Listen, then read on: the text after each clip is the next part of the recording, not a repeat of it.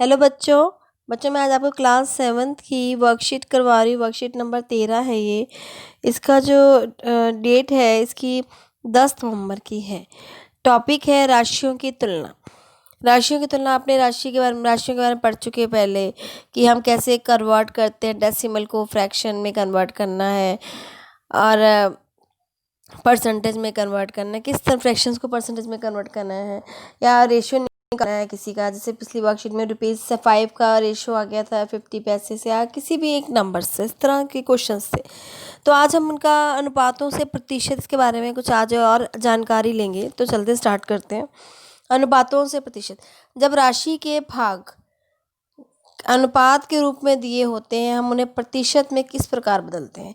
जैसे 15 मिठाइयों को मोनू और सोनू में इस प्रकार बांटा कि मोनू को 3 मिठाई और सोनू को 12 मिठाई मिली, उन्हें कुल मिठाई का कितने प्रतिशत मिला। 3 मिठाई एक को मिली है और एक को मिली है 12, तो मोनू को मिली 3, कितने में से 15 में से। गुना में 100 निकाल लिया आपने, कितने प्रतिशत हो जाएगी ये हमने काट 3 एकम 3, 3 5 15 20। तो मोनू को मिला 20%, यहाँ पे 15 3 बटा 15 होगा। सोनू को मिली 12, कितने में से 12 मिली 15 में से, गुना में 100, तो होगी ये प्रतिशत में बदल दिया। 3 चौक 12, 3 पंजे 15 हो गए, 20 तो हो गए, इसको 80%। तो इस तरह हम इसे कन्वर्ट करते हैं। अब जानते हैं कि किसी राशि का बढ़त या घटत प्रतिशत के रूप में प्रारंभिक राशि पर होता है। उदाहरण के लिए किसी देश में पिछले 10 वर्षों में अशिक्षितों की संख्या 150 लाख से घटकर 100 लाख रह गई है। घटने का प्रतिशत कितना रहा, मतलब पहले जो है ज़्यादा जो अशिक्षित जो अनपढ़ लोग थे वो 150 लाख थे और अब जो है 100 लाख रह गए। तो कितनी कम हुई, 50 लाख कम हुई, 50 लाख कम हुई। और फॉर्मूला क्या है इसका, क्या सूत्र है जिससे राशि में परिवर्तन हमें परसेंटेज में अगर निकालेंगे तो कुल तो 50 लाख जो है कम हो गई है, घट गई। कितने पहले कितनी थी प्रारंभिक खटत मतलब 50 हो गई, और राशि पहले कितनी राशि थी 150 थी। तो हमेशा प्रारंभिक आएगी, चाहे आप का घटत हो रहा है या बढ़ रहा है, गुना में 100। तो ये प्रतिशत में बदल गया, हमने काट दिया 3। तो इसे हम जब डिवाइड करेंगे आ गया 33 सही 1/3% जो है इतना घट गए। अब क्रय और विक्रय के बारे में पढ़ेंगे। क्रय क्या होता है, जो आप खरीद रहे हो। ये क्रय विक्रय में जो लेन देन में कितने लोग होते हैं, ये फैक्ट्री आ गई, दुकानदार आ गया, ग्राहक आ गया। जिस मूल्य पर दुकानदार ने वस्तु खरीदी वह उसका क्रय मूल्य हो गया। जिसमें उसने वस्तु बेची वो एसपी हो गया। सपोज आपकी दुकान है, आपने सामान खरीदा, टीवी की दुकान है, आपने टीवी खरीदा तो वो क्या हो गया, क्रय मूल्य। और टीवी बेचा कितने का, वो हो गया एसपी यानी कि सेलिंग प्राइस, विक्रय मूल्य। जैसे निम्न कथनों के लाभ और हानि लिखे। एक फूलदान 120 में खरीदा और 108 में बेचा, लाभ हुआ या हानि हुई। 120 का तो खरीदा और 108 में बेच दिया, बड़ा कौन सी है, ये बेचना है तो बड़ा कौन सा 120, तो खरीदा गया, क्रय मूल्य बड़ा है तो हानि हो जाएगी। एक खिलौना कार 540 में बेचा गया, जो 450 में खरीदा था 450 का, लेकिन बेचा है 540 ज़्यादा में बेचा, तो हाँ लाभ हो गया।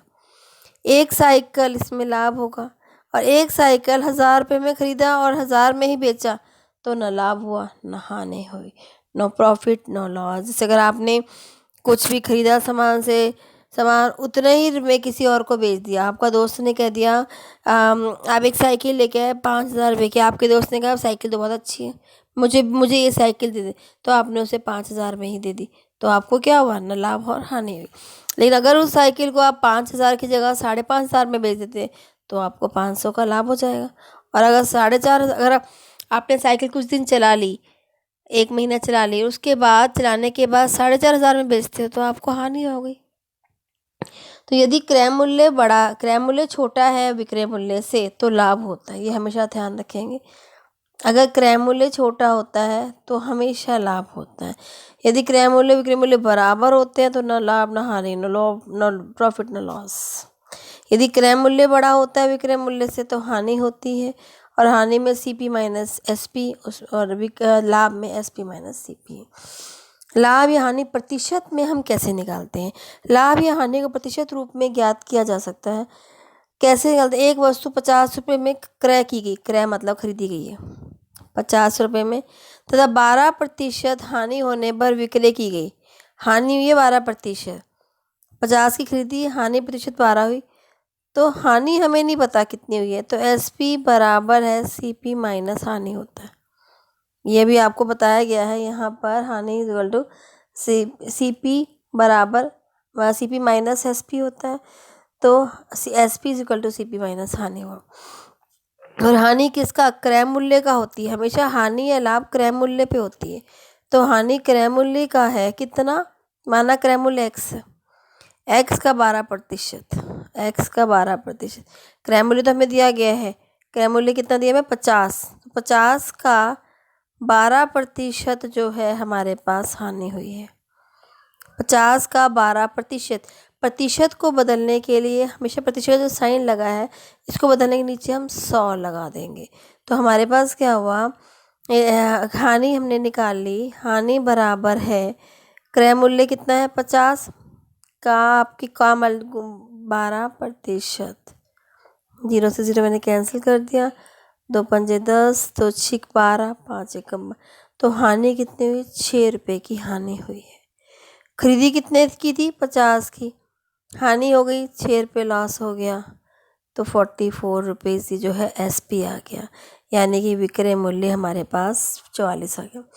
अगला प्रश्न देखते हैं। राशिद ने एक टीवी 9,000 का खरीदा, 12 वर्ष पश्चात 6,000 में बेच दिया, तो हानि हो गई उसकी, हानि हुई 3,000 की हानि हो गई, क्योंकि CP जो है ज़्यादा बड़ा है SP से। CP 9,000 है क्रय मूल्य और वो है आपका 6,000, तो हानि हो गई, हानि बराबर है CP माइनस SP, कितना हो गया? 3,000 हानि हो गई।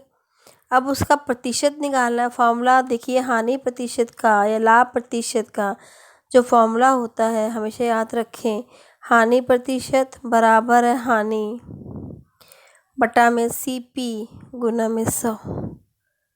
हानि कितनी हुई?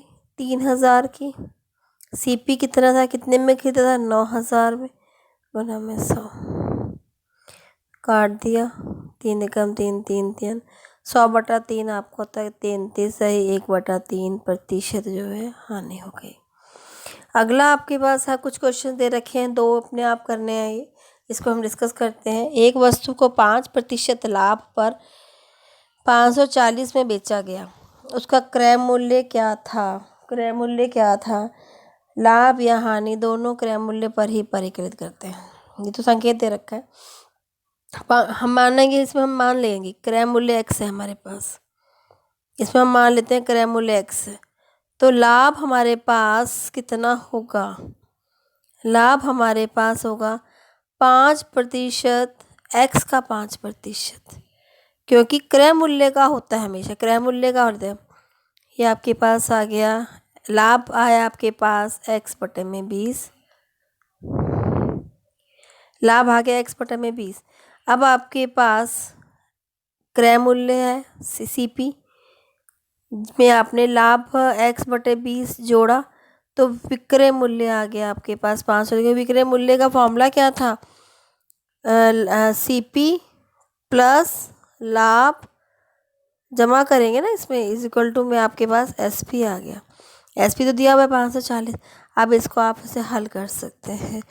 मैंने 20 लिया, LCM लिया इन दोनों का, 20x जमा में x बराबर 540।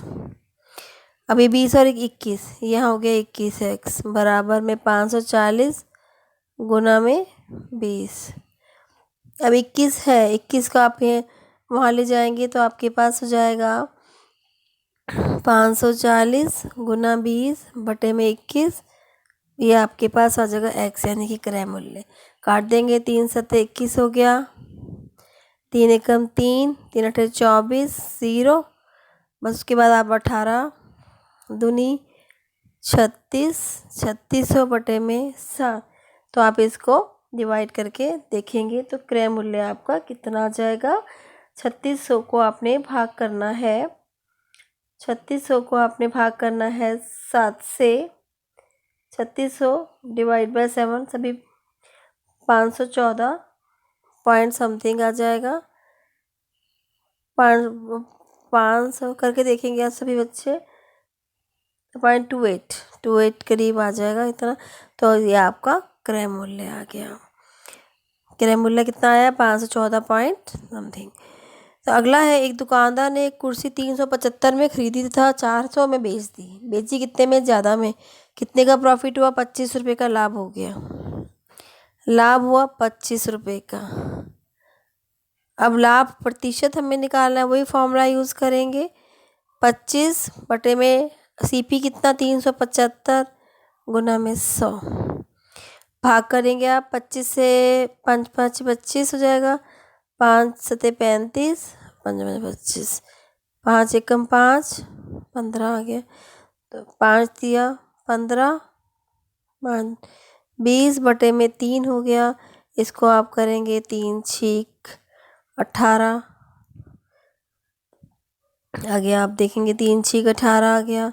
2 बटे में 3% इसका आंसर आ गया। तो बच्चों उम्मीद है आपको ये वर्कशीट समझ में आई होगी। नेक्स्ट वर्कशीट दोबारा आपके लिए लेके आऊँगी। तब तक के लिए गुड बाय बच्चों।